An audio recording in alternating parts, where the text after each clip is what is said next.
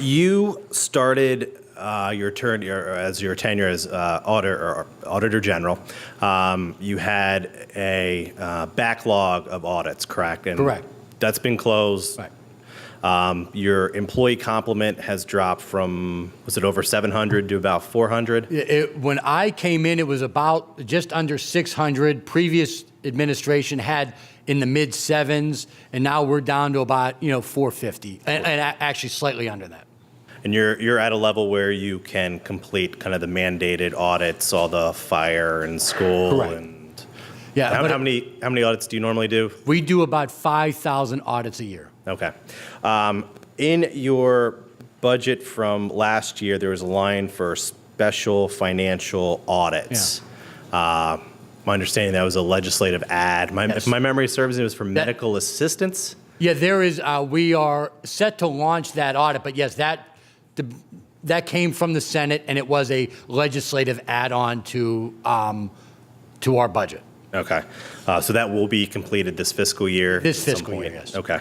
That brings into another question. Your office has probably seen an increase of legislative requests for audits, correct? There is a very strong inkling to believe that's accurate, yes. Which is about a good, 32 just in the past year. Okay.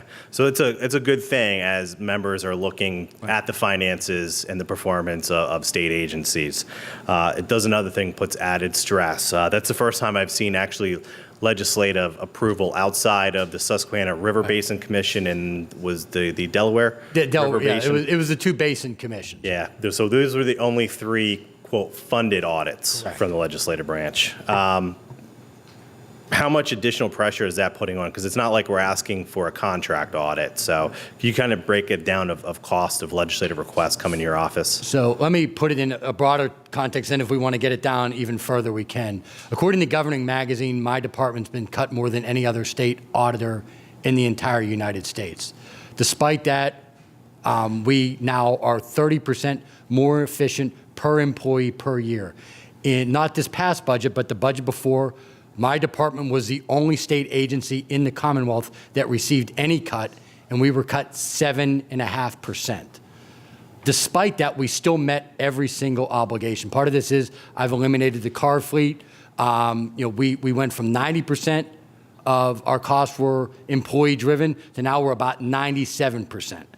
But all of the audits we do are intended to help drive change in Pennsylvania. Some of them find everyone's doing fine, but a lot of them, as you know, and you've been about as good as anybody in the entire state of pointing out what our audits show and how it can improve state functions. The more requests we get with the funding level we're at, the more we have to say no to things because we are a people-driven entity, meaning we have to have human beings to do the audit. So if there are, and again, we have 32 requests from the legislature right now that we are looking at. The more funding we get, the more our ability to do those audits. But I also want to put a word of caution in, and that is, it is more helpful if I'm actually able to add some staff as opposed to minimize the staff reductions.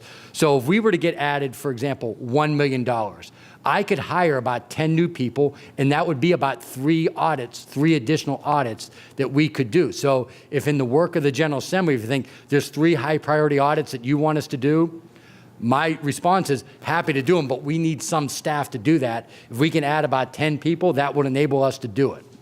Okay. And I know there's some general assemblies that do have audit provisions within the legislative branch. I'm not sure we need to start necessarily a new wing with the working relationship we have with you, but I would love to continue that conversation of trying to get a better approval process and making sure legislative requests are done efficiently and without necessarily hurting the other 1,000 audits that you have to do. My pleasure, and I also know that each of you from your districts, you hear from the ground floor what constituents are concerned about, which means a lot of those ideas are good ideas.